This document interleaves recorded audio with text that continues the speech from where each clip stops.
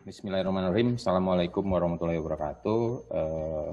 Salam sejahtera untuk kita semua, sehat semua, ibu bapak yang berada di rumahnya masing-masing. Dan kalau ada yang di luar, jaga kesehatan, tetap protokol kesehatan harus diperhatikan, jangan melupakan protokol kesehatan. Ibu bapak, saya coba memaparkan strategi merancang pembelajaran jarak jauh tanpa internet. Sebetulnya merancang pembelajaran jarak jauh tanpa internet ini applied buat semua mapel. Jadi ini akan mendukung semua mapel, tetapi ini akan saya contohkan untuk di mapel IPA. Jadi nanti untuk mapel-mapel yang lainnya bisa menyesuaikan. Ini bisa dilaksanakan.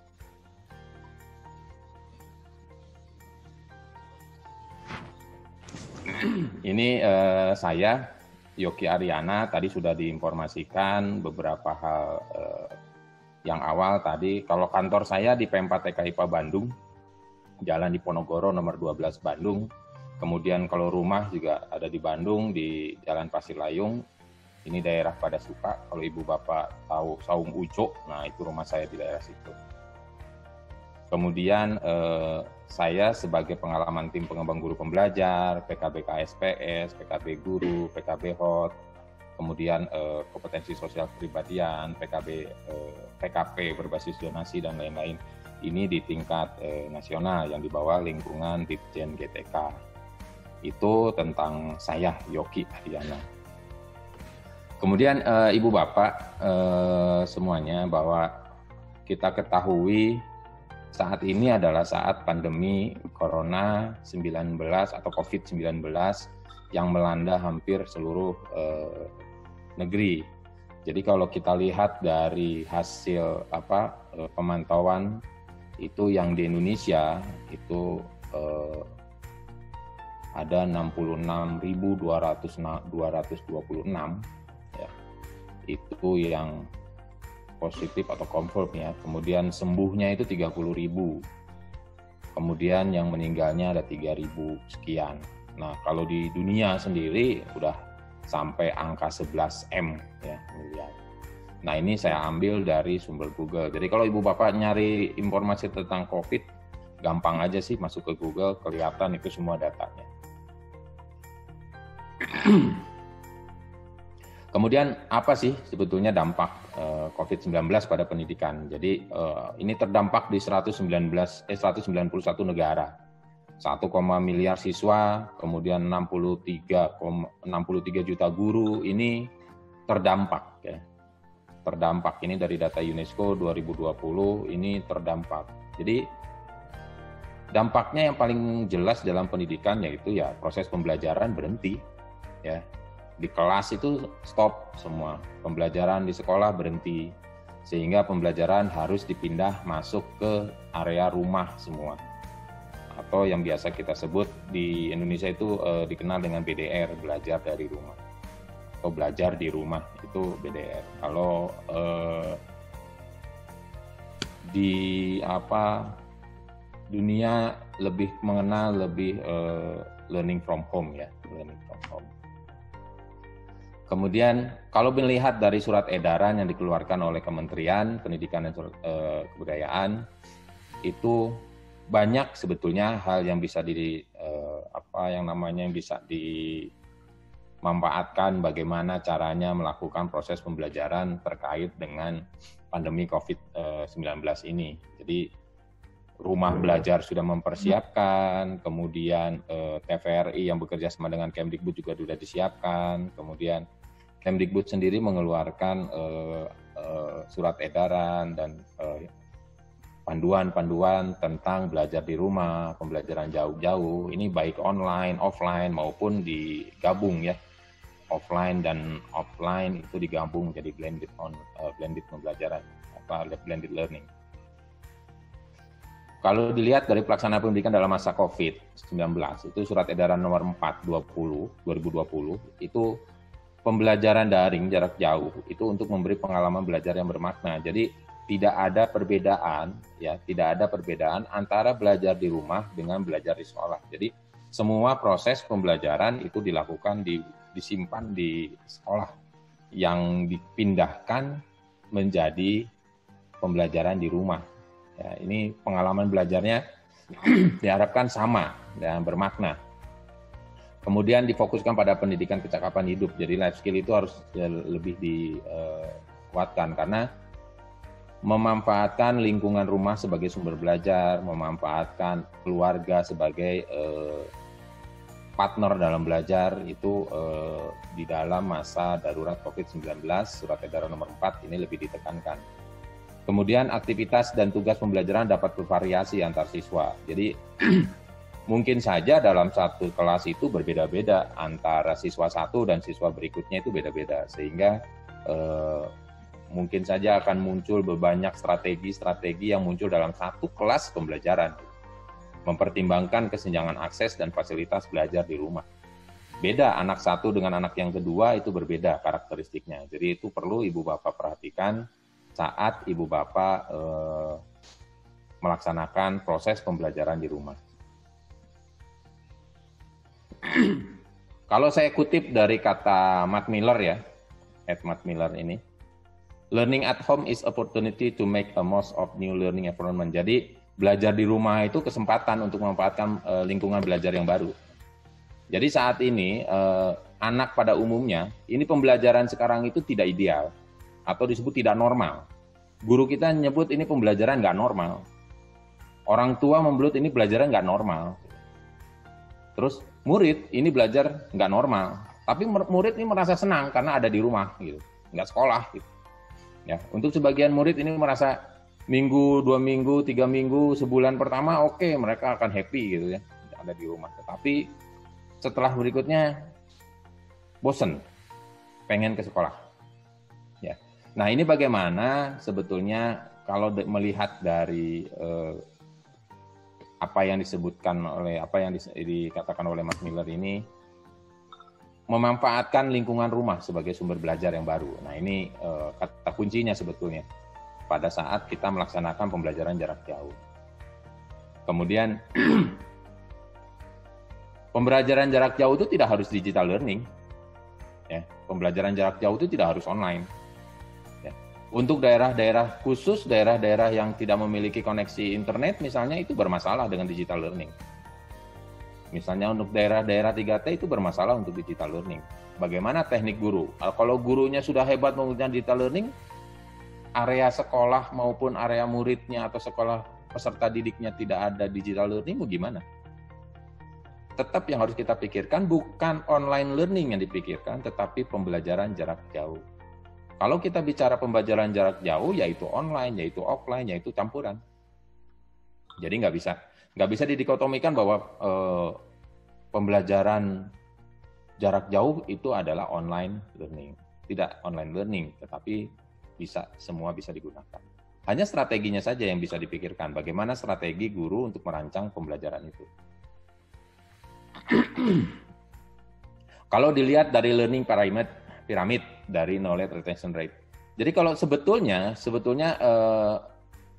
ini adalah bagaimana proses pembelajaran itu bisa diserap oleh peserta didik.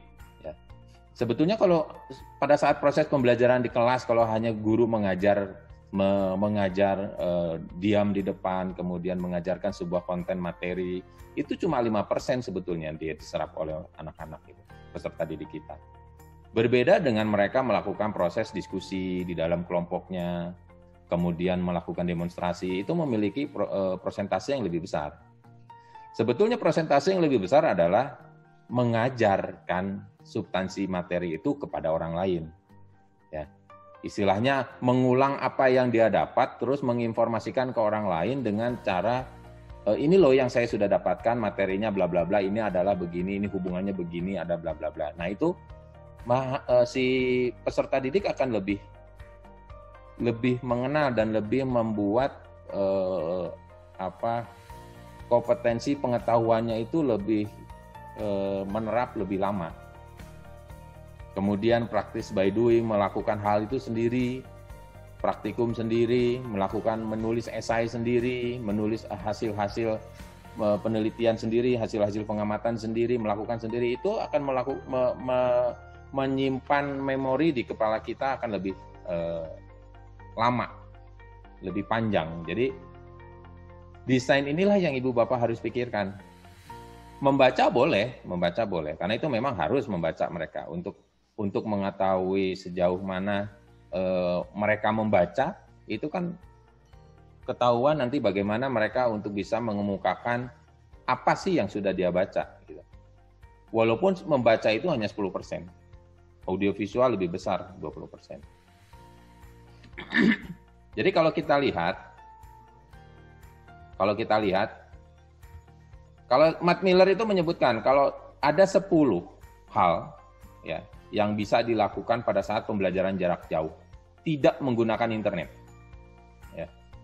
Jadi lebih mengutamakan bagaimana dia mengoptimalisasikan bodinya atau badannya dengan otaknya, pemikirannya, kompetensinya dalam melakukan proses pembelajaran di rumah. Jadi bagaimana nanti dia membaca, bagaimana nanti mereka itu peserta didik kita itu mengajarkan sesuatu ke orang lain. Orang lain di sini bisa orang tua, ya, bisa adik, bisa kakak, bisa kerabat, paman, kakek dan seterusnya. Kemudian start a passion project. Maksudnya apa yang dia kerjakan sesuai dengan keinginan dia. Passion dia tuh, oh saya suka nih kerjaan ini. Dia akan melaksanakan kerjaan itu. Jangan mendesain pembelajaran di mana mereka pembelajarannya, aduh ini kayak gini bosen.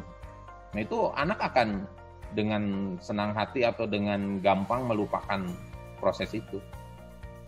Kemudian learn skill, bagaimana dia proses melakukan pembelajaran dengan meningkatkan bagaimana keterampilan-keterampilan itu dikuatkan. Menanyakan seseorang pertanyaan kepada seseorang, apa saja boleh mereka bertanya. Biarkan si anak itu, kasih aja tugas dalam proses pembelajarannya. Bertanya, itu teknik-teknik bertanya itu berbeda setiap anak. Ya. Kemudian, make something you are proud. Jadi buat anak itu merasa bangga terhadap apa yang mereka kerjakan di rumahnya. Dengan begitu, lebih banyak akan disimpan di memorinya. Oh ini saya melakukan hal ini bangga karena saya menghasilkan produk yang bagus. Produk yang untuk dibaca oleh orang lain itu wah banget ini, keren banget gitu. Wah ini buat saya sebagai sesuatu yang hebat. Buat seperti itu. Kemudian buat juga anak itu bisa merefleksikan sesuatu apa yang sudah mereka pelajari. Jadi jangan setelah mereka pelajari itu refleksikan apa yang kamu dapat itu apa gitu. Coba refleksikan gitu. Apa aja yang kamu dapat. Apa yang sudah kamu ketahui, apa yang kamu pelajari, apa yang setelah kamu pelajari dan semua kamu ketahui, apa hasilnya. Mencoba, ya, terus mencoba dari hal-hal yang lebih yang ringan, itu dicoba. Be still, diam. Ya. Ada sebuah penelitian secara psikologi bahwa sewaktu-waktu peserta didik itu bisa diarahkan untuk diam. Diam, istirahat. Mengistirahatkan otaknya. Dengan begitu, menurut penelitian, itu akan menumbuhkan tingkat fokus yang lebih tinggi. Ya. Kemudian, recall what you have learned. Recall what you have learned itu mengemukakan kembali apa yang sudah kamu pelajari. Misalnya, yang sudah saya pelajari itu tentang ekosistem. Ya, tentang ekosistem. Nah, saya itu meminta peserta didik saya untuk coba ceritakan apa yang sudah kamu pelajari ke orang tua. Biarkan orang tuanya nanti mendengarkan. Nah, orang tua di sini menjadi pendengar sejati. Ya. Semua dengarkan apa yang oh ya. Terus kalau fungsinya misalnya. Terus hubungannya. Nah, itu orang tua nanti agar lebih diarahkan. Ya. Nah, itu kalau kita lihat satu-satu misalnya. Membaca. Sebetulnya membaca itu hal yang paling utama dalam proses belajar membaca. Ya. Membaca hal yang paling penting sebetulnya membaca. Tetapi pada saat pandemi ini permasalahannya adalah setiap murid atau siswa itu belum tentu punya bacaan yang banyak di rumahnya. Dan perpustakaan mungkin jauh, mungkin tidak bisa diakses. Ya. Tetapi jika ada buku yang bisa digunakan untuk membaca, itu akan lebih baik. Mengajari seseorang misalnya. Mengajari seseorang. Jadi ajak aja, minta aja si peserta didik itu untuk mengajari seseorang. Orang tua, saudara kandung. Ya. Ajari aja siapapun yang mau mendengarkan. Ceritakan apa yang sudah dipelajari, seolah-olah anak itu mengajari adiknya, mengajari orang tuanya terkait substansi-substansi materi yang sudah dipelajari. Hanya saja, pengetahuan dan pendalaman sebuah konten dari sebuah pemahaman dari peserta didik itu berbeda. Ada yang sudah holistik, ya semua ada gitu. Jadi mengajari ke orang lain itu semua dapat gitu. Ada yang cuma secuil gitu. Nah ini yang harus ibu bapak perhatikan. Kenapa? Karena ini terkait dengan bagaimana ibu bapak mengkoordinasikan proses pembelajaran di rumah dengan orang tua. Jadi biarkan orang tua ikut berperan aktif dalam proses ini. Jadi biarkan mereka ikut dalam proses pembelajaran di rumah. Kemudian memulai proyek sesuai dengan kegemaran, memulai proyek sesuai dengan keinginan, itu akan lebih maksimal. Jadi bagaimana mereka mengidentifikasi, analisis kebutuhan siswanya seperti apa sih? Ini si anak ini mungkin satu anak dengan anak yang lain berbeda. Ya. Itu tugas guru untuk mengetahui sejauh mana sih ini anak ini karakteristiknya. Ya. Kemudian apa sih kegemaran mereka gitu. Bagaimana mereka bisa memvisualisasi sebuah proyek gitu. Ya. Langkah-langkahnya, kemudian memulai sebuah proyek itu berbasis produk misalnya. Tetapi yang harus dipikirkan juga keterbatasannya adalah dengan beberapa anak, jumlah anak, misalnya kalau di IPA SMP itu kan misalnya ada 3 rombel di sekolah. 3 rombel kali 30 lah anggap. Ada 90 anak dengan karakteristik yang berbeda-beda gitu. Itu repot buat guru gitu. Ya, repot buat guru. Untuk mencari proyek yang tepat untuk itu repot. Yang paling disarankan adalah mengkelompokkan ya, kelompok 1 anak-anak seperti ini, kelompok 2 anak-anak seperti ini, kelompok 3 anak-anak seperti ini, ya. Yang paling penting adalah mengkategorikan itu berdasarkan pertama lingkungan rumahnya seperti apa, kemudian karakteristik keluarganya seperti apa. Ya, itu yang paling penting dilakukan oleh seorang guru pada saat memulai sebuah proyek untuk peserta didiknya. Kemudian belajar keterampilan, mengasah keterampilan. Jadi mengasah keterampilan itu sebetulnya mengasah keterampilan yang berulang-ulang. Ya. Jadi bagaimana sih proyek apa yang bisa saya ambil untuk proses pembelajaran? Kompetensi berbasis keterampilan apa gitu yang harus bisa dijawab, yang harus bisa dijawab oleh kita itu apa? Kemudian apa yang bisa peserta didik dapatkan yang lebih baik dari proses pembelajaran di rumah gitu. Keterampilannya itu membutuhkan pengulangan. Nggak mungkin satu keterampilan itu didapat hanya satu kali one shot skill learning gitu. Belajar satu kali keterampilan tapi dia sudah mahir itu. Nggak mungkin. Ya mungkin ada tapi hanya 1-2. Tapi dengan berulang, ya, terus mengulang itu menjadikan sebuah keterbiasaan. Nah, dengan keterbiasaan itulah yang kita harus tentukan atau kita targetkan mereka menjadi sebuah keterbiasaan dan mereka akan menjadi pembelajar yang baik. Ya. Jadi yang namanya keterampilan itu bisa dilakukan jika pengetahuannya sudah ada di sini. Saya bisa melakukan misalnya 3 lompatan dengan jarak misalnya 5 meter. Lompatan pertama mungkin hanya bisa nyampe jarak 4 meter, 3,5 meter ya. Kemudian mereka belajar, oh bagaimana sih teknik untuk melompat misalnya.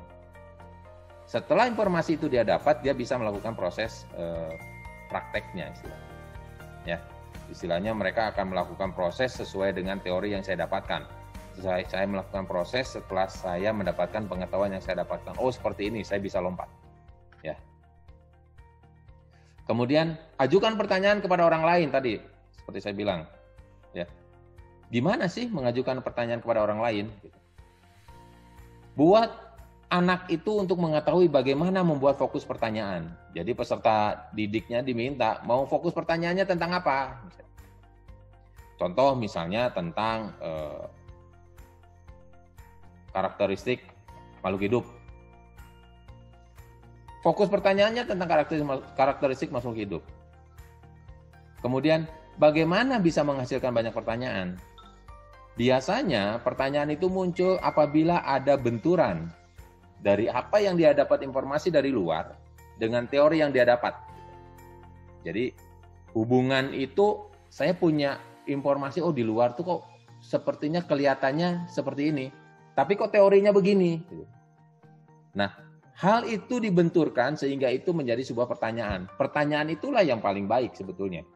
Pada saat anak membenturkan pengetahuan yang sudah dia dapatkan di lingkungan, kemudian pengetahuannya dia dapat dari buku, dari orang tua, itu dia benturkan. Kemudian tanyakan. Ya. Terus mulai tingkatkan pertanyaannya, membutuhkan strategi, kemudian merefleksikan apa yang sudah saya tanyakan dengan baik. Sebetulnya kecenderungan keterbatasannya nggak ada sebetulnya, karena semua orang itu hidup berdampingan, kecuali kalau dia hidup sendiri, apa yang mau dia bisa tanya? Pada masa ini mungkin tidak ada yang bisa hidup sendiri, pasti hidup berdampingan. Ya minimal dengan neneknya, atau kakeknya, atau pamannya, atau bibinya, kalau tidak dengan orang tuanya gitu ya. Pasti ada yang bisa dilakukan. Ini salah satu cara atau pendekatan yang bisa kita lakukan. Buat sesuatu yang bisa dibanggakan. Ya, jadi buatlah sesuatu itu yang bisa dibanggakan. Jadi contohnya, pada saat anak diberikan sebuah proyek, ya, sebuah proyek. Dia mengerjakan sesuatu dengan sesungguh-sungguhnya. Kemudian dia berlatih sehingga menghasilkan proyek yang bagus, fokus. Kemudian menurut standarnya ini udah oke banget nih. Keren banget gitu. Kemudian saya lihatkan ke orang tua. Ayah, Bunda, ini pekerjaan saya. Ayah, Bunda yang harusnya diinformasikan dan dikoordinasikan oleh guru selalu mengencourage peserta didiknya. Jangan, kamu baru buat segitu aja udah bangga. Jangan begitu, jatuh itu mentalnya. Jatuh mentalnya. Jadi buat anak itu bangga terhadap apa yang sudah kita buat, yang sudah mereka buat. Ya, ya keterbatasannya kalau di rumahnya tidak ada alat dan bahan itu yang jadi masalah. Tetapi bisa diakali dengan bagaimana memanfaatkan alat dan bahan sederhana saja. Ya. Merefleksikan, ya. Ada beberapa anak pada saat dia belajar banyak, ya. Belajar banyak, tapi mereka bingung apa yang tadi saya pelajari. Sebetulnya ada nggak sih perubahan pengetahuan yang saya punya dari proses belajar itu? Ya. Dia banyak yang dia dapat gitu, tapi merefleksikannya bingung gitu. Ya. Jangan seperti ada sebuah cerita begini. Ini saya dapat dari salah satu profesor dari Darwin University. Jadi pada saat guru menginformasikan atau mengajari seorang murid atau dalam satu kelas, anggaplah ilmu pengetahuannya itu dalam satu ember besar gitu. Ember besar. Airnya itu adalah pengetahuannya. Gitu. Bagaimana sih cara ngajarin si ilmu pengetahuannya ember ini biar nampak semua ke si anaknya itu. Basah semua, terus terserap semua. Kering semua oleh anak-anaknya. Kan tidak bisa kita mengguyurkan si ember itu langsung ke anaknya, jur basah semua. Tapi kan basahnya tidak basah hanya di badan saja. Yang di badannya paling cuma sedikit. Sisanya ada di bawah, semua di lantai basah. Nah, pendekatan kita rubah, kasih sedikit, 1 gelas, guyur ke anaknya, basah, kering, terserap. Guyur lagi 1 basah, kering, terserap. Nah, sedikit demi sedikit, tetapi informasinya itu nempel. Nah, dengan begitu, anak itu akan tahu bagaimana merefleksikannya. Karena yang ada di dalamnya udah banyak, gitu. Ya, udah banyak, gitu. Tinggal ngomong saja apa yang direfleksikan. Yang saya belum tahu apa, setelah saya belajar, banyak yang sudah saya pelajari, kemudian ini yang sudah saya pelajari, saya ceritakan. Nah, menurut John ini ya ada penelitian. Jadi untuk membuat otak kita pada posisi yang tingkat yang paling baik itu membutuhkan badan yang bekerja dengan maksimal. Jadi exercise itu penting, olahraga itu penting, ya. Membaca, main game, boleh, tetapi ada batasannya. Ya. Karena apa? Tiap orang memiliki keterbatasan fisik yang berbeda-beda. Ya, rutinitasnya berbeda-beda. Ada anak yang jam 8 sudah tidur, tapi jam 4 dia udah bangun. Gitu.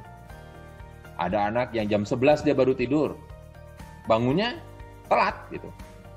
Nah, keterbatasan fisik yang berbeda-beda itulah yang mampu menunjukkan bahwa tingkat optimalisasi otak kita sampai mana. Ya. Itu dilatih. Badan kita itu dilatih untuk siap pada kondisi-kondisi tertentu. Diam. Nah, ini ada salah satu penelitian bahwa diam itu membuat otak kita akan menjadi efektif dalam pemecahan masalah. Jadi kreatif untuk memecahkan masalahnya akan lebih tinggi. Ya. Jadi kalau otak itu bisa bilang, otak itu akan berterima kasih pada saat kita sewaktu-waktu itu diam, istirahat. Ya. Jadi sebetulnya keterbatasannya apa? Ya nggak ada. Setiap orang ya bisa diam. Ya. Istirahat itu bisa. Hanya tergantung bagaimana itu si peserta didiknya bisa mau nggak diam gitu. Ya. Kalau anak yang kinestetik gimana dia lompat sana lompat sini lari sana lari sini. Ya. Gimana peran orang tua untuk mengajak dia diam? Itu tantangan orang tua. Jadi mengingat kembali apa yang telah dipelajari. Ya. Jadi bagaimana mereka mengutarakan kembali apa sih yang sudah dipelajari, ya, yang sudah dipelajari. Jangan sampai yang dia pelajari selesai hilang, yang dia pelajari selesai hilang, yang dia pelajari selesai hilang, gitu ya. Itu dicoba bagaimana kita untuk merancang sebuah pembelajaran untuk merecall, ya, apa yang sudah dipelajarinya. Ya. Jadi kalau keterbatasannya itu banyak yang sudah dipelajari, ya. Jadi si anak itu bingung, tadi saya belajar apa ya?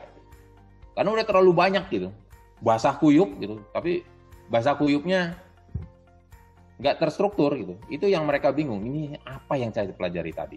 Ya, kadang saya juga merasa begitu, ya. Pada saat saya kuliah atau saya bilang belajar di rumah, begitu ditanya kamu tadi udah belajar apa? Belajar apa ya tadi? Hanya topik-topiknya saja. Yang gedeannya saja yang saya ingat. Ke bawahnya nggak tahu apa yang tadi saya pelajari. Nah, hal seperti itu banyak yang kejadian di anak-anak kita. Ya. Nah, jadi kalau kita lihat potensi pembelajaran kenormalan baru nih, ya, kan kita udah ceritanya udah mau mendekati masa new normal. Tolong diingat, new normal itu adalah perubahan, ya, perubahan. Bukan kembali ke normal, ya. Bukan kembali ke normal. Jadi back to normal berarti istilahnya ya, bukan new normal. Kalau new normal artinya perubahan. Yang sudah saya lakukan sebelumnya, kemudian terjadi pandemi ini, masa pandemi COVID-19 ini, kemudian ada terjadi perubahan, ya. Perubahan apa? Perubahan nanti pembelajaran tatap mukanya itu nggak bisa pembelajaran tatap muka yang biasa kita lakukan, beda. Nah, itu yang perubahan-perubahan itu yang akan harus Ibu Bapak siapkan, ya. Kemudian kita melaksanakan pembelajaran jarak jauh, ya. New normal untuk pembelajaran jarak jauh itu sebetulnya sudah lama itu konsep pembelajaran jarak jauh online offline itu sudah dilaksanakan. Tetapi pada saat pandemi inilah pembelajaran jarak jauh menjadi satu opsi yang paling utama saat pembelajaran dilaksanakan. Kelabakan memang pada saat ini guru mengatakan pembelajaran ini nggak normal, gitu. Murid juga belajarnya nggak normal, gitu. Orang tua nggak normal, karena di proses pembelajaran itu ada 3 pendidikan itu, orang tua, peserta didik, guru, nggak normal. Jadi pada saat melaksanakan proses pembelajaran jarak jauh, disparitasnya sangat luas. Ya. Mungkin kalau di kelas disparitasnya ya anggaplah kalau persentase tidak terlalu tinggi gitu persentase, tidak terlalu jomplang persentase. Tapi kalau pembelajaran jarak jauh ini sangat-sangat jomplang. Ya. Mungkin saja di rumah ada anak yang tidak dikontrol oleh orang tuanya, pembelajarannya asal jadi, pokoknya selesai. Pokoknya apa yang dia tugaskan selesai jadi udah kirim, beres. Tapi nggak nempel ke sini.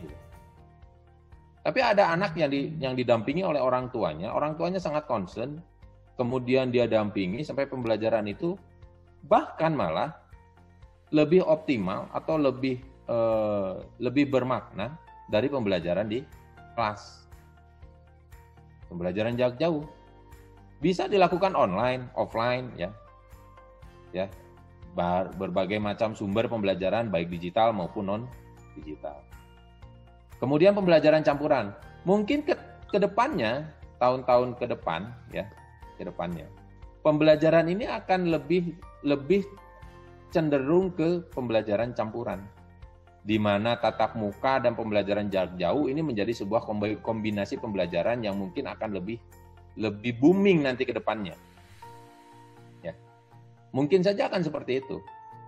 Jadi sekarang sudah mulai banyak orang tua dari peserta didik ini mengadakan homeschooling. Ya. Mereka berpikiran bahwa lebih baik homeschooling, ya, lebih baik homeschooling dengan masa pandemi seperti ini, dengan kecemasan orang tua dengan berbagai hal terkait dengan pandemi ini. Homeschooling menjadi sebuah solusi buat mereka orang tua.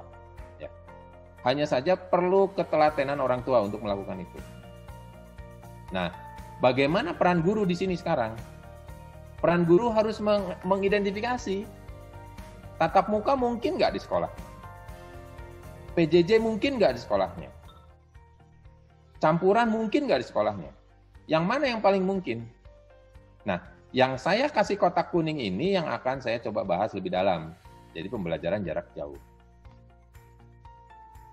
Nah, kalau kita lihat dari desain pembelajaran dari jarak jauh,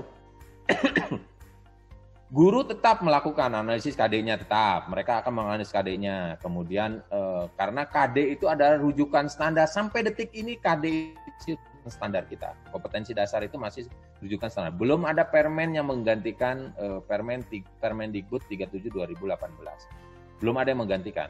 Kalau sudah ada yang menggantikan, gunakan Permendikbud yang baru. Karena selama ini masih belum ada Permendikbud yang baru, gunakan Permendikbud 37 sebagai bahan rujukan utama. Ya. Tentukan di situ apa sih target kompetensinya gitu, yang akan diminta oleh KD-nya itu. Substansi materi esensialnya yang mana? Dengan menitik beratkan kebutuhan materi intinya.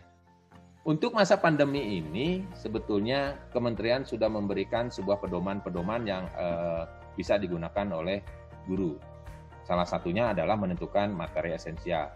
Jadi dalam satu KD misalnya ada 3 KD yang berhubungan. Mana KD yang paling esensi? Itu saja yang diambil. Itu saja yang diambil. Materi dari KD yang paling esensi itu saja yang diambil. Yang lainnya gimana?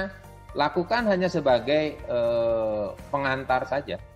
Ya, pengantar saja. Jadi yang KD-KD yang esensial itu yang Ibu Bapak guru yang lebih ditekankan.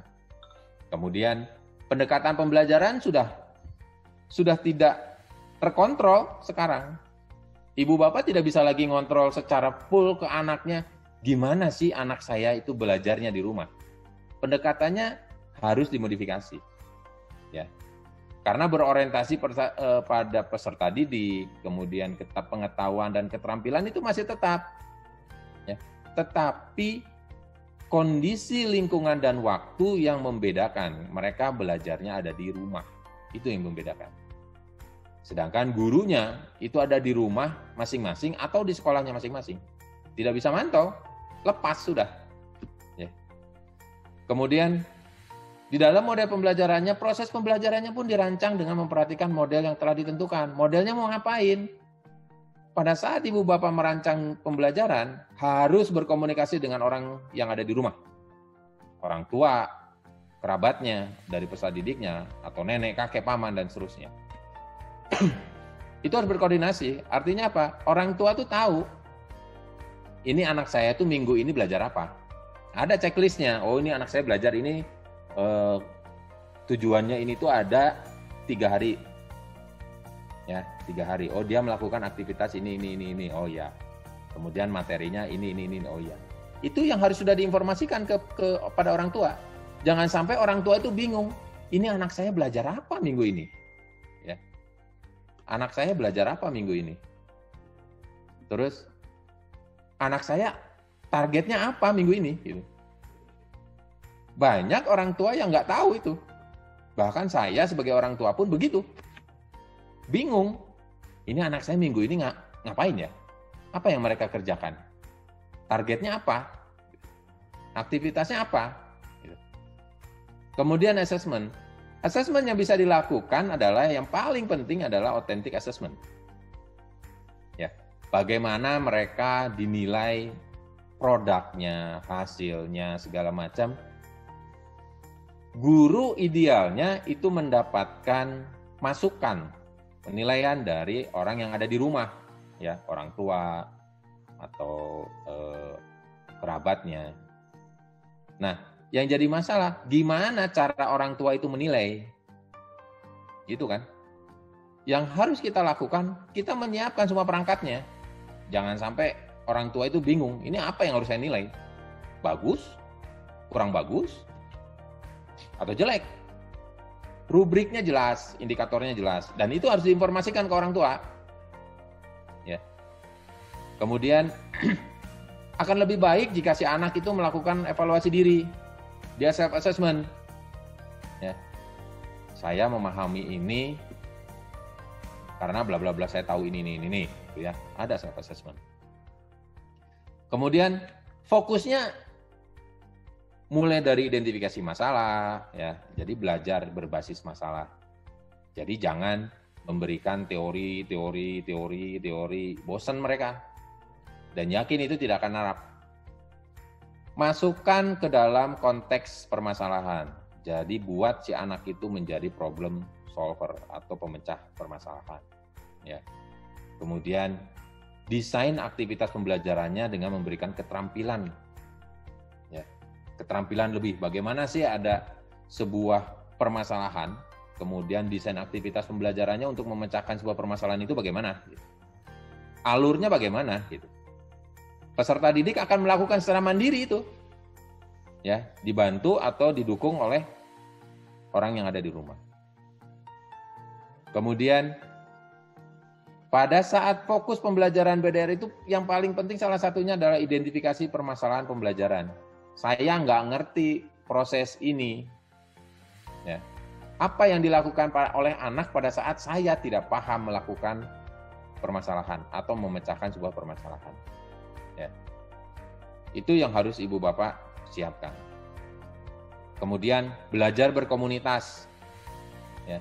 Belajar berkomunitas ini akan berlaku sangat baik, sangat ideal jika mereka bisa berhubungan dengan orang yang ada di sekitarnya atau murid-murid yang berada di sekitarnya. Kalau mereka tidak ada, ya itu bermasalah. Jadi untuk pembelajaran, untuk online ini akan bagus untuk belajar berkomunitas. Nah, refleksi, feedback itu harus selalu diberikan oleh peserta, yang harus selalu diberikan oleh guru kepada peserta didiknya. Jadi apa yang sudah kalian pelajari adalah kemudian ibu bapak harus bisa mampu merangkum sebuah pembelajaran. Bagaimana caranya? Ya, banyak teknik nanti yang bisa ibu bapak lakukan. Nanti ada beberapa contoh yang bisa ibu bapak lakukan. Nanti ada di belakang. Salah satu teknik yang mungkin untuk sekolah-sekolah yang sudah mulai melaksanakan proses pembelajaran campuran. Ya, di masa kenormalan baru nanti itu sekolah itu tidak full dalam 1 minggu itu anak itu akan full 1 minggu datang gitu. 5 hari sekolah gitu. Mungkin saja nanti itu di dalam kenormalan baru itu dalam 1 minggu itu anak itu cuma masuk 2 hari misalnya. Hari Senin dan hari Kamis misalnya. Hari Selasa dan hari Jumat misalnya. Sisanya mereka ngapain? BDR, belajar di rumah, PJJ. Nah, fokus dari proses pembelajarannya itu ya problem oriented ya. Jadi problem solving. Jadi kasus, kolaborasi, nah itu yang harus mereka lakukan. Jadi mereka diminta untuk belajar dulu di rumah, bisa belajar di rumah. Materinya ini materi yang kalian pelajari, bla bla bla bla bla. Ini aktivitasnya. Sampai ke rumah, itu mereka akan belajar di rumah habis. Nah, sampai ke sekolah, di sekolah itu mereka cuma merefleksikan. Ini Pak yang saya pelajari kemarin ini, permasalahan saya ini. Guru itu harus bisa mengcapture itu semua. Jadi apa yang permasalahan yang anak punya di dalam proses belajar di rumah, di-capture semua. Dia permasalahannya kasih feedback. Ya. Jadi guru itu nggak ngasih lagi teori, nggak ngasih lagi konsep, tetapi menguatkan konsep. Yang kalian sudah dapat, hipotesis kalian sudah bagus. Coba kita rapihkan. Nah, hal yang seperti itu yang diperlukan. Jadi lebih ke bagaimana pembelajaran itu berdiskusi. Jadi tidak habis waktu untuk teori-teori yang dimasukkan di dalam proses pembelajaran. Jadi dibalik, belajarnya itu di rumah mereka untuk menggali semua informasi di rumah gitu. Di sekolah itu cuma mengkonfirmasi saja, ini yang belajar saya ini benar atau tidak gitu. Anak itu akan berpikir seperti itu. Nah, ini yang tadi saya bilang. Jadi sebetulnya ada 4 kondisi. Ada 4 kondisi. Jadi kondisi jaringan internet buruk, guru tidak IT literate. Ya. Ada kondisi internet buruk baik, tapi gurunya tidak IT literate. Jadi internetnya bagus, gitu. Tapi gurunya itu gaptek gitu. Ada yang internetnya buruk, gurunya gaptek. Kemudian ada internetnya buruk ya, jaringannya internetnya buruk, demografinya itu udah nggak bisa internet lah. Tapi gurunya itu IT literate gitu. Dia bisa menggunakan berbagai tools yang berkaitan dengan digital learning. Nah, kalau yang kondisi MA4 itu kondisi ideal untuk PJJ. Jadi kalau kondisi ideal PJJ itu secara demografi dia sudah oke mendukung PJJ menggunakan online. Gurunya IT literate, udah aman banget proses pembelajarannya. Ya, aman banget. Tapi bermasalah jika pada saat demografi kita, sekolah kita itu nggak ada internet, boro-boro ada internet. Listrik aja kadang ada, kadang nggak. Mati seharian.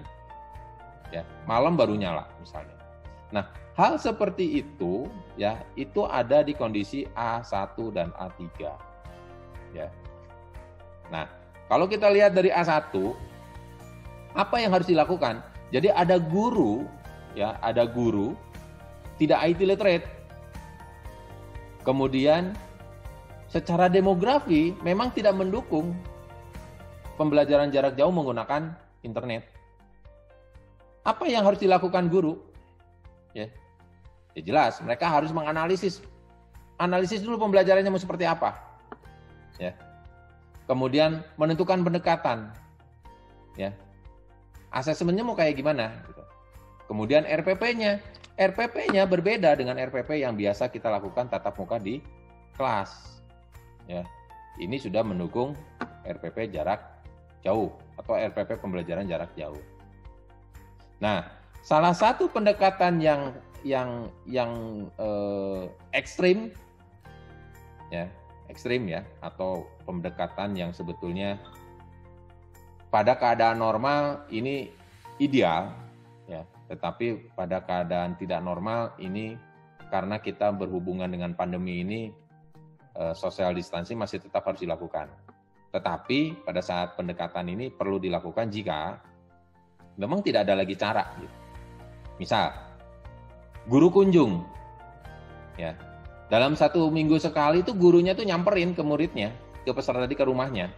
Ini materinya, ini yang kamu akan pelajari, apa yang nggak ngerti, tolong ditanyakan, bla bla bla bla. Kamu pelajari, ya setengah jam sampai 1 jam, selesai pulang.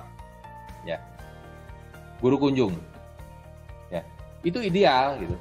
Pada saat demografinya nggak bagus, kemudian tidak bisa dilakukan tatap muka, ya guru kunjung dengan memperhatikan protokol kesehatan gitu.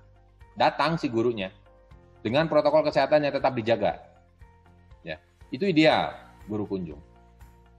Untuk lebih ekstrimnya lagi tidak ideal, misalnya di sekolah itu menyewa kurir, ada kurir sekolah. Ini alamat rumah anak-anaknya. 1, 2, 3, 4 gitu. Dikirim, dipakai map coklat kayak gitu, ditulis ini untuk pembelajaran minggu ke-1. Di dalamnya sudah komplit map pelajaran segala macam. Kirimkan oleh kurir. Ini Dek, pembelajaran untuk minggu ini. Nah, pada saat kurir itu datang ke sekolah, ke rumah peserta didik memberikan hasil pembelajaran dari minggu sebelumnya. Balikin. Jadi si kurir itu datang memberikan dan mengambil hasil dari proses pembelajaran yang sudah dilakukan di rumah. Ya, kalau kurir tidak ada, kalau syukur-syukur dinas pendidikannya udah bisa bekerja sama dengan Pos Indonesia misalnya. Pakai saja Pos Indonesia gitu untuk mengirimkan paketnya, pembelajarannya. Karena memang keadaannya tidak normal pembelajarannya. Ya. Kemudian substansi materi disesuaikan dengan kurikulum, ya, tentukan substansi esensialnya. Kemudian lembar kerja peserta didik itu didesain untuk mengukur pengetahuan dan keterampilan. Ya, desain LKPD, lembar kerja peserta didik, itu karena mereka akan bekerja berdasarkan worksheet base atau berdasarkan lembar kerja. Mereka akan berdasarkan itu bekerja. Ya. Kemudian bagaimana mereka akan memberikan asesmen? Asesmennya yaitu tadi, ya, dengan cara dikirim itu. Kalau mau asesmen pengetahuan, kalau mau tetap mau ada asesmen pengetahuan, gitu. Kalau ada tes atau mau no tes, gitu ya, dikirimkan. Nah, refleksi dan feedback itu pada saat si tukang pos atau guru kunjung datang atau kurir datang itu dalam satu map itu sudah diberikan dalamnya. Karena produknya mereka si anaknya sudah masuk ke ke guru, gurunya memberikan feedback di situ. Yang sudah kalian pelajari sudah sangat baik, bla bla bla. Ingat, psikoedukatif sekarang itu sangat penting. Tingkat psikologi anak ini guncang istilahnya, ya. Jangankan anak gitu. Orang tuanya aja guncang ini. Proses belajarnya betul-betul di luar kebiasaan. Nah, itu yang perlu diperhatikan. Jadi jangan sampai membuat anak itu jenuh, jangan sampai membuat anak itu tidak ada dihargai sama sekali. Ya.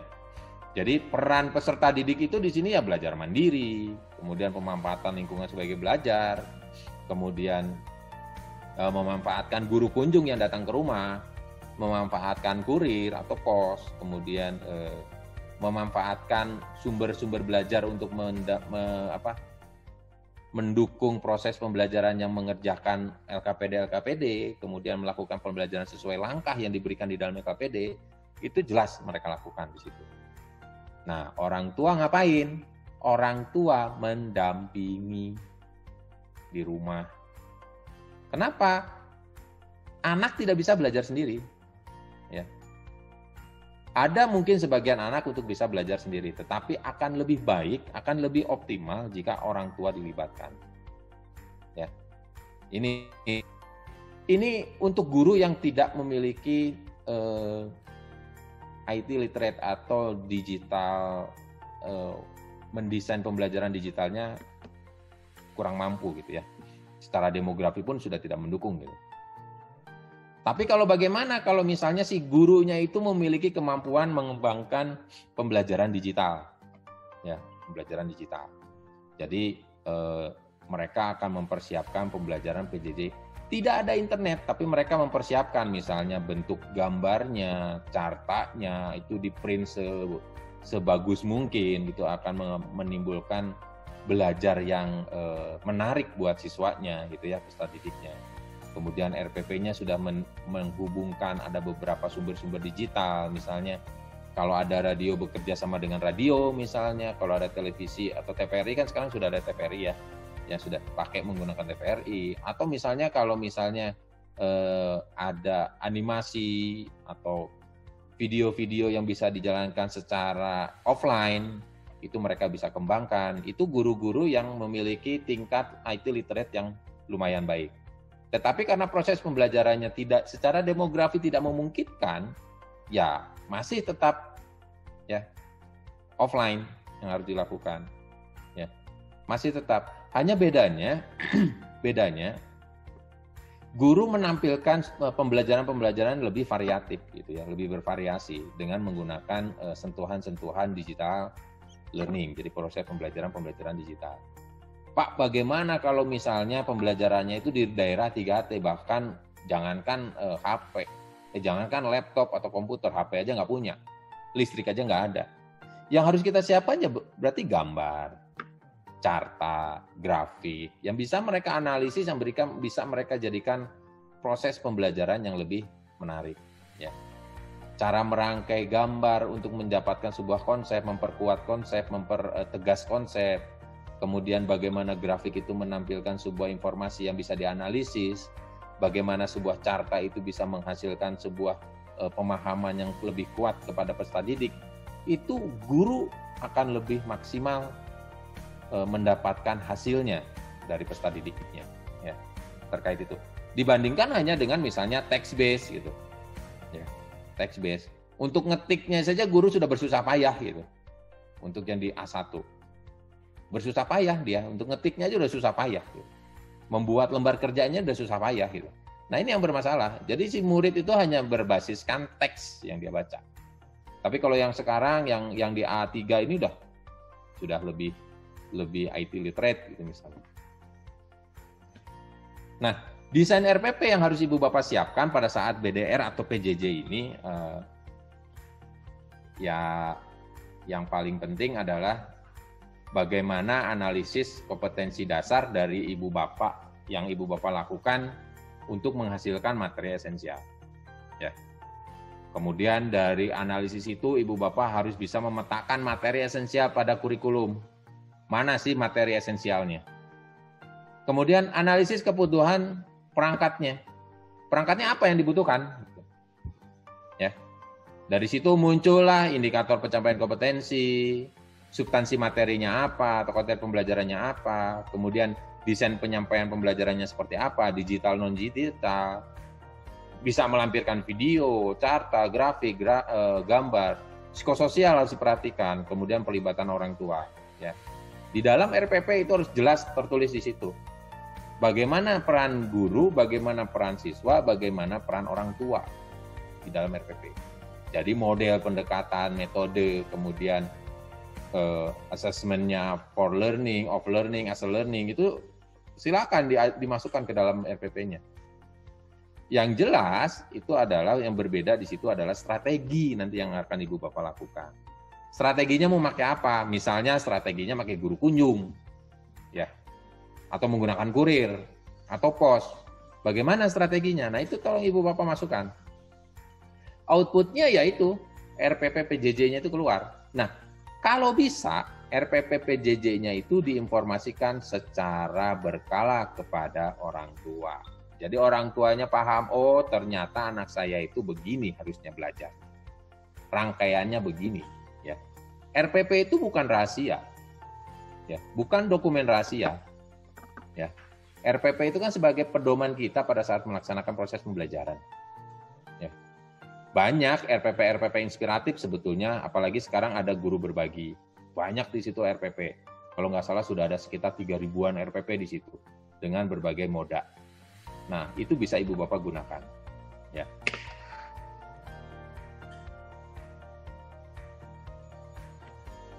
Flexible learning, jadi berpusat pada siswa, kemudian pendekatan pembelajarannya harus yang se-fleksibel mungkin karena masa pandemi ini tidak normal ya untuk kita. Kemudian konteks waktunya pun berbeda. Kalau di sekolah itu bertemu misalnya 5 jam pelajaran, kalau di rumah itu kan kita nggak tahu mereka belajar sehari berapa jam. Ya. Tetapi dalam struktur pembelajaran harus ditentukan berapa jam mereka harus belajar ya dalam sehari. Karakter siswanya, ada karakter siswa yang ogah-ogahan, ya. Ada siswa yang, Pak, di sekolah saja repot itu anak. Belajar aja ogah-ogahan. Ini apalagi di rumah. Pada saat di rumah, siswa yang seperti itu tuh bangganya minta ampun. Senangnya minta ampun. Kenapa? Karena keluar dari zona sekolah. Di rumah aja dia akan main sepuasnya. Apa yang harus kita lakukan? Pendekatan orang tua. Ini karakter siswa banyak yang seperti ini. Psikoedukasi, ya Ibu Bapak tolong diperhatikan karena masa sekarang ini masa tidak normal ya untuk proses belajar. Tetapi kita harus mendukung atau bersiap diri terhadap masa kenormalan baru ya. Sumber belajar yang beragam, gunakan sumber-sumber belajar yang beragam. Jadi jangan sumber belajar itu berpaku hanya pada apa namanya buku saja.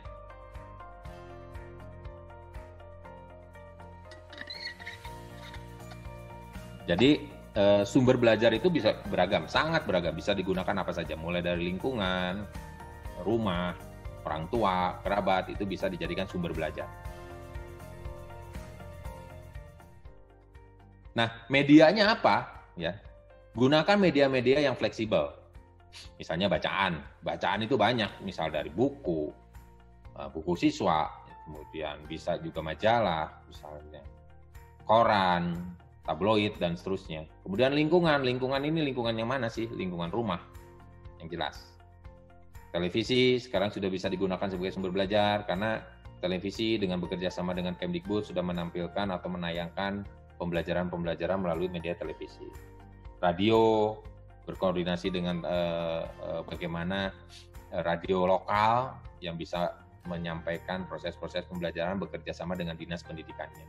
Akan lebih baik, radio itu sebetulnya yang paling murah. Tetapi saat ini radio sudah mulai ditinggalkan, itu masalahnya. Ya. Sekarang radio itu lebih banyak radio digital, menggunakan HP dan seterusnya. Kalau dulu kan enggak. Ya. Hampir setiap rumah itu ada radio yang walaupun diputar-putar gitu. Tapi untuk saat ini mungkin itu efektif digunakan untuk proses pembelajaran. Gitu. Ya. Akan lebih baik jika guru sekarang berkoordinasi dengan dinasnya masing-masing dan dinas akan berkoordinasi dengan radio-radio setempat. Ya. Radio-radio setempat. Orang tua, kerabat, ya sebagai media dan sumber belajar. Komputer, ini akan lebih baik jika ada. Kemudian bahan-bahan rumahan itu maksudnya bahan-bahan yang ada di rumah yang mampu atau bisa digunakan dalam proses pembelajaran. Ya, intinya bagaimana apapun yang bisa digunakan untuk memperkuat konsep atau menambah pengetahuan dan keterampilan itu bisa digunakan.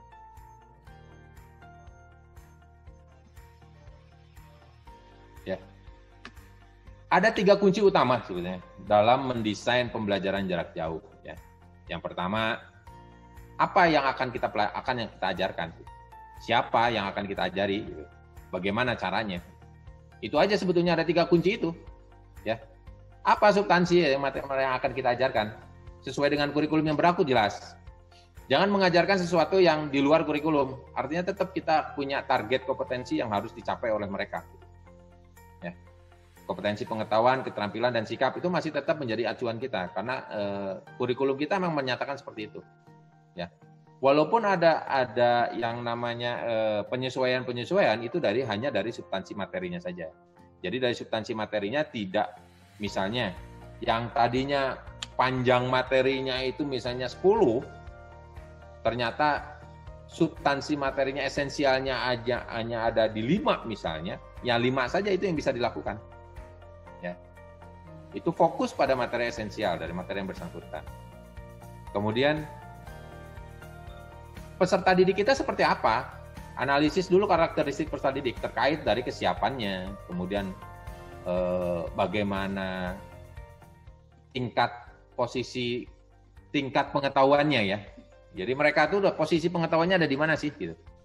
Kalau misalnya dalam satu kelas itu ada beragam misalnya, beragam. Ada anak yang tingkat pengetahuannya tinggi, kemudian tingkat pengetahuan rendah, itu nggak bisa digabung. Kalau di sekolah, pada saat di sekolah itu menggunakan sebuah pendekatan, menggunakan diskusi, menggabungkan anak yang tingkat pengetahuan tinggi dengan rendah, digabung, itu sangat bagus. Tapi kalau untuk yang sekarang, nggak bisa. Karena misah, anak pengetahuan itu sendiri di rumahnya, anak pengetahuan rendah sendiri di rumahnya. Nah, karakteristik itu harus Ibu Bapak tetapkan. Jadi mungkin saja dalam RPP itu pendekatannya ada 3, Pak. Untuk anak yang berpengetahuan tinggi, sedang, dan rendah. Bagus. Memang harus begitu. Ya. Kemudian jangan lupa, lingkungan di mana anak itu berada juga harus tahu. Contoh misalnya, lingkungan anaknya itu, di peserta didiknya itu ada di lingkungan pantai. Ya, lingkungan pantai gitu ya. Kemudian Ibu Bapak dalam proses belajarnya, mencontohkannya lingkungan gunung misalnya, nggak nyambung, ya nggak nyambung. Mereka nanti akan ngawang-ngawang juga, mikir juga, oh apa ya gunung, oh begitu ya. Ya, ada beberapa cerita dari teman-teman guru kita yang ada di timur, ya ada di timur. Jadi jangan memberikan konteks pembelajaran yang mereka sendiri nggak paham kayak gimana bentuknya. Di Papua sana nggak ada kereta. Ya. Anak-anak bilang, kereta itu begini, gini, gini. Mereka akan menerawang ke atas gitu, pemikirannya ke atas. Kereta itu bentuknya seperti apa? Mereka akan bertanya begitu. Karena nggak tahu bentuknya kereta seperti apa. Ngelihat pun nggak tahu. Gitu. Bahan pembelajaran, bahan digital yang untuk tahu itu kereta seperti apa, nggak nyampe. Gitu. Jangan dibuat anak itu pusing dengan hal-hal seperti itu. Analisis lingkungan. Kemudian kondisi psikososial. Jadi secara psikologi si anak ini secara sosial, psikologi sosial di rumahnya seperti apa? Ya. Psikoedukasinya seperti apa di rumah? Ya. Mungkin saja broken home, ya. Itu beda pendekatannya nanti. Atau dia hidup dengan neneknya, kakeknya misalnya. Mau gimana bisa diajak diskusi nenek kakek kalau yang sudah tua kan? Boro-boro ajak diskusi, pusing yang ada. Nah, hal seperti itu yang harus kita lakukan analisis sebelum kita mendesain sebuah pembelajaran jarak jauh. Nah, yang terakhir adalah guru itu harus bagaimana? Ya. Ibu Bapak, pada saat Ibu Bapak melakukan proses PJJ, paradigmanya bergeser dari tatap muka ke pergeseran menjadi tantangan yang sangat besar pada saat Ibu Bapak menghadapi PJJ. Enggak normal banget nih proses belajarnya, ini gimana cara ngaturnya? Belajar. Karena belajar dari sebuah keterpaksaan itu pasti bisa. Ya. Jangan putus asa. Jadi prinsip-prinsip pembelajaran yang baik itu tetap harus dilakukan. Ya. Gunakan semua kemampuan dalam mendesain, mau itu online, mau itu offline ya. Itu yang paling penting harus Ibu Bapak lakukan. Jadi persiapannya apa sih? Ya. Menilai dulu diri sendiri. Ya. Menilai dulu diri sendiri. Bagaimana saya bisa merubah paradigma saya? Pembelajaran itu harus tatap muka. Saya harus berubah paradigma saya. Saya bisa mengajar tanpa tatap muka. Ya. Saya harus fleksibel, saya harus kreatif untuk mendesain pembelajaran. Ya, saya harus mengembangkan potensi profesional, saya harus mengembangkan. Itu yang harus pertama guru siapkan, mental dulu. Mental dulu, jangan sampai pada saat ibu bapak mengajarkan sesuatu bingung, ini harus bagaimana? Karena yang ada di pikirannya tatap muka, titik. Itu yang harus dirubah. Kemudian yang berikutnya dukungan terhadap guru. Ya. Karena jelas PJJ itu tidak mudah, ya, dan mungkin tidak diinginkan, ya, tidak mudah dan tidak diinginkan. Berusaha mencari dukungan, ya. Satu, belajar lebih, ya. Yang tadinya pulang dari sekolah menyiapkan proses pembelajaran buat berikutnya untuk tatap muka, sekarang berbeda. Karena waktu di rumahnya sebetulnya lebih banyak nih guru. Nah, itu belajar lebih, baca, browsing, diskusi dengan rekan sejawat, ya, itu akan lebih optimal. Dukungan-dukungan seperti itu yang guru penting sekarang. Sumbernya apa?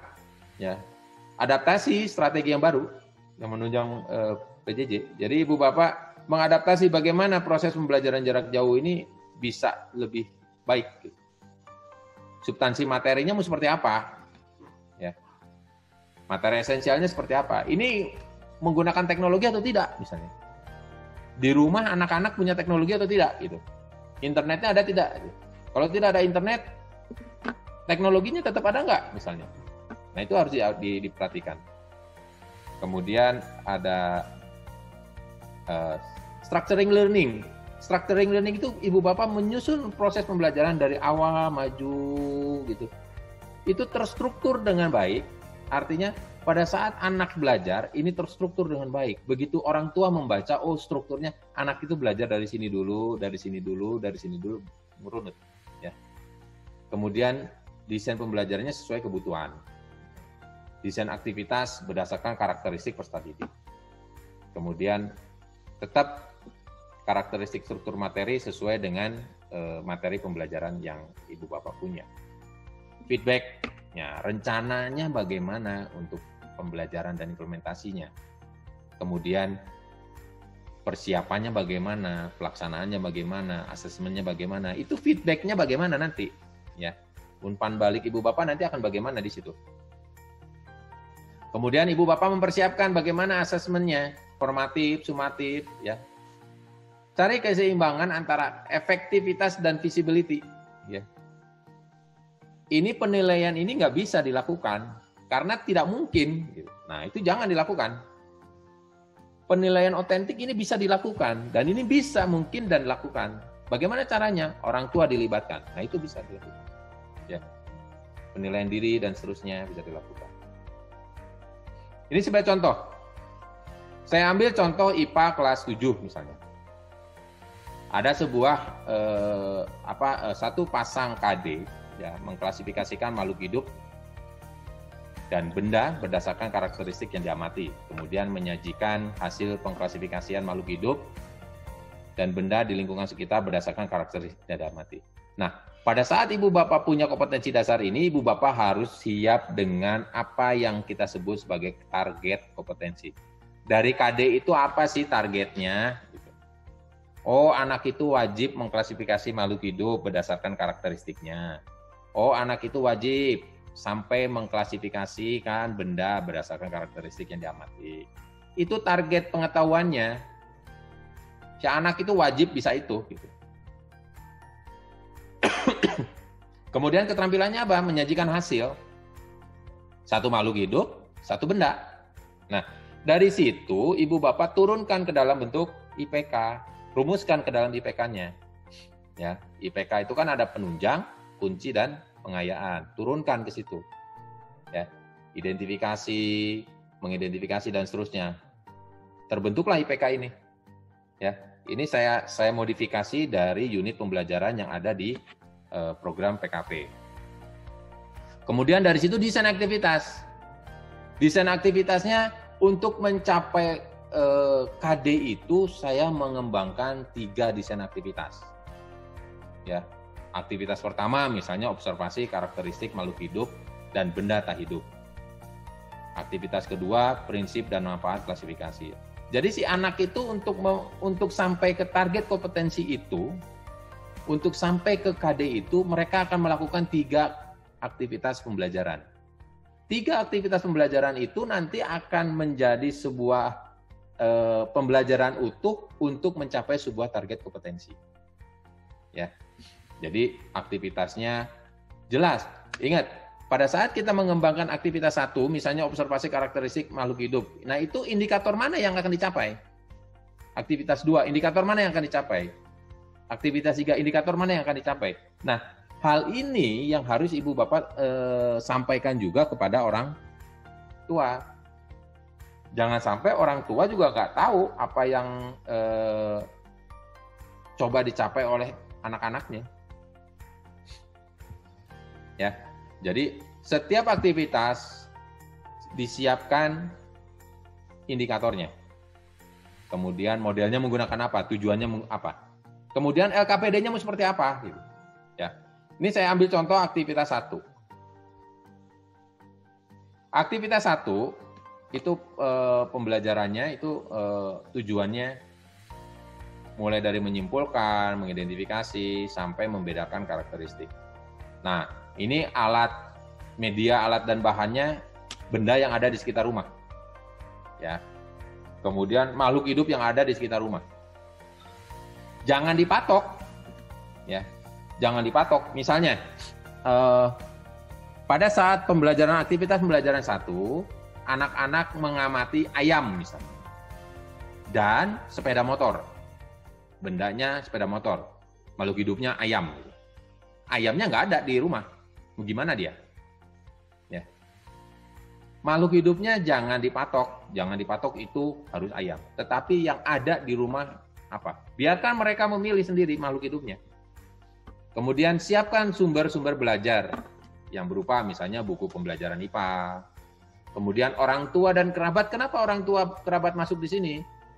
Masukkan karena orang tua dan kerabat sudah dapat informasi lebih awal. Jadi orang tua itu tahu, oh ini anak saya itu akan belajar ini, belajar ini, belajar ini. Bacaan, ya disiapkan, video, gambar, carta, itu kalau disiapkan kalau memang dibutuhkan. Dan kemampuan dari peserta didik untuk melihat itu, kemudian kemampuan dari guru dalam menyiapkannya. Langkahnya sederhana, contoh begini. Mengamati hewan di lingkungan rumah. Misal kucing, ayam, ikan, jangan dipatok salah satu. Jadi kalau ikan, nanti kalau nggak ada ikan gimana? Ya, ini misal. Jadi boleh apa saja. Kemudian membuat hipotesis awal sederhana. Ya, membuat hipotesis sederhana saja. Kemudian mengumpulkan informasi dengan bercurah pendapat terkait dengan observasi dengan orang tua, kerabat yang ada di rumah, membaca beberapa sumber yang mendukung proses pembelajaran.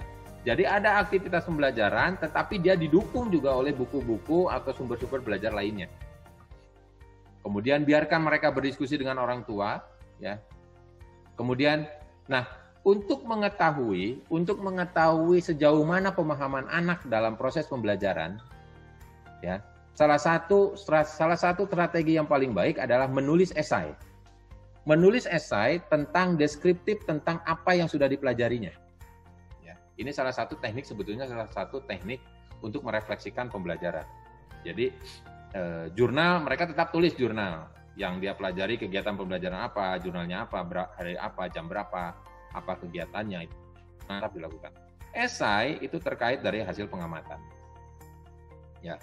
Kemudian setelah itu komunikasikan, minta anak itu untuk mengkomunikasikan kepada orang tua dan kerabatnya. Dokumentasikan. Nah, hasil dokumentasi itu yang nanti ibu bapak jadikan itu dari sebagai sumber-sumber data-data peningkatan kompetensi peserta didiknya. Contoh misalnya, ada desain assessment-nya seperti ini. Jadi ada penilaian unjuk kerja. Nah, pada saat penilaian unjuk kerja dilakukan oleh orang tua atau kerabat itu. Tetapi yang dilakukan oleh orang tua apa, itu sudah disiapkan. Penilaian unjuk kerjanya apa yang akan dinilai, apa komponennya, indikatornya apa, orang tua harus sudah tahu. Ya. Jangan misalnya rubriknya nggak tahu. Menyiapkan alat dan bahan, baik. Melakukan kegiatan pembelajaran, baik. Ya, kan itu anak saya. Ya. Guidance-nya adalah rubriknya. Ya, indikatornya jelas, apa yang akan dipelajari, apa yang akan disiapkan oleh si anak, yang akan dikerjakan, rubriknya jelas. Jadi apapun bisa dilakukan oleh orang tua. Ya. Kemudian penilaian esai. Penilaian esai. Jadi apa yang ada di dalam tulisannya, kesesuaian dengan materi konsepnya seperti apa, waktu penyelesaiannya berapa lama misalnya, tata bahasanya seperti apa. Untuk bisa orang tua menilai, itu ya rubriknya harus ada, siap. Jadi 3 itu jika esainya lengkap dan informatif misalnya. 2 itu jika esainya kurang informatif. 1 itu jika kurang lengkap dan kurang informatif. Ya. Nah, hal seperti itulah yang harus Ibu Bapak siapkan pada saat Ibu Bapak merancang PJJ, karena Ibu Bapak akan melibatkan orang tua dalam proses belajarnya. Ya, kesesuaian dengan konsep, waktu penyelesaian, tata bahasa itu tetap harus diperhatikan. Kemudian, ini salah satu contoh lembar kerja peserta didik. Misalnya, merumuskan ciri makhluk hidup, ciri hidup dan tak hidup, tujuan, ya, medianya, alatnya, sesuai dengan desain yang tadi. Kemudian prosedur kegiatan, tentukan makhluk hidup yang ada di sekitarmu, bisa kucing, ayam, dan ikan. Tentukan benda yang ada di sekitarmu, bisa meja, kursi, lemari pakaian, dan yang ada di rumahmu, gitu, misalnya. Nah, karena kita memberikan kebebasan kepada mereka untuk menentukan makhluk hidupnya apa, bendanya apa, biarkan mereka untuk menggambar, ya. Makhluk hidupnya apa? Misalnya ayam. Biarkan mereka gambar ayam. Sejelek apapun mereka gambar, hargai itu dengan baik. Ya. Bendanya gambarkan. Dengan menggambar berarti dia sudah istilahnya sudah mengetahui secara minimal bentuk dan ciri fisik yang bisa dilihat. Ya, dia menggambar. Kemudian catat dalam catatanmu apa saja yang dapat diamati, kemudian tuliskan pada tabel. Sebelum masukkan ke tabel, mereka diminta untuk mencatat semua apa yang dia lihat. Catat semua. Ya. Setelah itu dia akan rumuskan dan masukkan ke dalam tabel. Kemudian berikan keterangan tambahan. Ya. Buatlah kesimpulan awal dari pengamatan. Diskusikan hasil pengamatanmu dengan orang tua, kerabatmu yang ada di rumah. Ya. Kesimpulan awal, jadi mereka akan melihat kesimpulan awal nih dari makhluk hidup seperti apa, benda seperti apa, dan seterusnya. Kemudian diskusikan dengan orang tua atau kerabat yang di rumah. Setelah berdiskusi dengan orang tua, dengan kerabat, buatlah jurnal kegiatanmu. Jadi jurnalnya dibuat. Saya sudah mengerjakan apa, kegiatan belajarnya apa, jurnalnya apa. Formatnya sudah ada, disiapkan. Jadi si anak itu tinggal ngisi sebetulnya. Walaupun bisa aja buat sendiri boleh, tetapi harus diketahui orang tua. Ya, karena kita melibatkan orang tua di sini. Harus diketahui orang tua. Kemudian esai pembelajaran. Di sini setelah berdiskusi dan seterusnya, setelah jurnal dan seterusnya, mereka diminta untuk menceritakan secara deskriptif tentang apa yang sudah dilakukan pengamatannya olehnya. Jadi dia nulis, ya merumuskan ciri hidup dan tak hidup itu seperti apa ceritanya, kemudian makhluk hidup itu punya ciri seperti apa, benda itu punya ciri seperti apa. Nah, biarkan anak itu menulis esai semaksimal mungkin, ya. Kemudian cara penilaiannya sudah ada tadi rubriknya, jadi orang tua tuh nggak akan pusing membaca. Oh, dia sudah mencakup ini, udah ada nilainya. Ya. Komunikasikan. Jadi si anak itu setelah nulis semua, komunikasikan. Jurnal yang udah dibuat itu ke orang tuanya, kemudian esai yang sudah dibuat itu ke orang tuanya. Ya.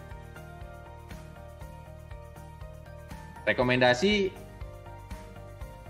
ya mau tidak mau, ya siap tidak siap, guru harus menyediakan model dan strategi pembelajaran di rumah beserta desain pembelajarannya. Ya, RPP-nya harus disiapin. Guru mempersiapkan diri dalam pengembangan menghadapi pembelajaran tidak normal. Ya, karena tidak normal seperti tadi saya bilang beberapa kali bahwa kita belajar ini sekarang tidak normal. Ya. Gunakan berbagai alternatif media online atau daring maupun offline atau luring. Ya, peserta mempelajari mata pelajaran dan mengerjakan tugas yang diberikan guru yang tidak terlalu membebani. Ini sempat rame di media bahwa sekarang kecenderungan awal-awal ya, ini awal-awal. Kalau sekarang kayaknya sudah mulai bergeser. Awal-awal itu semua tugas itu simpan semua ke rumah. Brek. Orang tua yang pusing. Nggak jelas ini harus bagaimana. Pokoknya tugas harus selesai. Ya, artinya itu terlalu membebani. Ya, secara psikologi itu nggak bagus. Guru melakukan monitoring pelaksanaan proses pembelajaran. Monitoringnya seperti apa? Ya tidak harus setiap hari. Ya, informasi yang bisa dilakukan didapat dari orang tua atau kerabatnya, atau melalui guru kunjung dan seterusnya. Ya, guru memberikan feedback ya terhadap proses pembelajaran yang dilakukan. Caranya bagaimana? Ya, yang tadi. Ya, teknik-teknik yang tadi, bisa guru kunjung, bisa menggunakan kurir, bisa menggunakan pos dan seterusnya. Selalu berkomunikasi dengan orang tua ya atau kerabat ya. Selalu berkomunikasi. Kesimpulan, jadi efektivitas setiap pembelajaran seperti yang disajikan piramida belajar juga akan dipengaruhi oleh gaya belajar guru dan siswa. Ya, kalau kita gaya belajarnya gurunya one way ya, satu arah gitu ya, berarti kan piramidanya bisa kita lihat yang mana, yang paling atas atau yang paling bawah itu udah ketahuan. Ya. Kemudian beberapa siswa melakukan proses pembelajaran dengan baik melalui pembelajaran visual ya. Dia bisa melalui dengan visual lebih baik. Makanya seperti tadi saya bilang, grafik, image atau gambar atau carta atau video yang bisa merepresentasikan sebuah pemahaman, sebuah pengetahuan itu bisa dilakukan ya. Kemudian gunakan gaya belajar guru siswa dalam melakukan melakukan pembelajaran secara efektif ya. Kemudian pemilihan metode PJJ yang tepat itu menghasilkan tingkat pemahaman siswa. Harapannya itu kalau kita mendapatkan atau memilih metode PJJ yang tepat ya, dengan pas gitu, ini akan menghasilkan tingkat pemahaman siswa yang minimal setara dengan apa yang didapat di dalam tatap muka. Ya. Kemudian pemanfaatan lingkungan dan perangkat yang ada dalam pembelajaran IPA dapat memperkuat pemahaman konsep IPA pada peserta didik. Kemudian pemilihan materi esensial itu penting ya di dalam mengefektifkan proses pembelajaran. Ini daftar pustaka sebagian yang bisa saya masukkan. Kemudian itu saja Mbak Isti yang bisa saya sampaikan. Saya kembalikan ke Mbak Isti.